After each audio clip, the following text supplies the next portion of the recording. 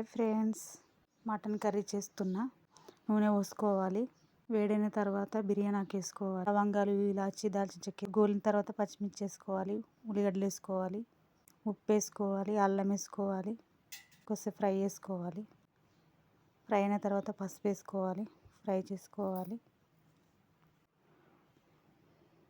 పుదీనా అయితే వేసుకోవాలి. కలుపుకోవాలి. ఇప్పుడైతే మటన్ అయితే వేసుకోవాలి. మటన్ కలుపుకోవాలి.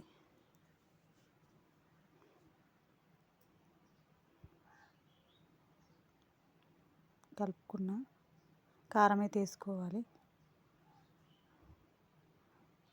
కలుపుకోవాలి. ఉడక పొడి వేసుకోవాలి. లవంగాల పొడి వేసుకోవాలి. కొన్ని నీళ్ళు పోసుకోవాలి. కుక్కర్ మూత పెట్టేసేయాలి.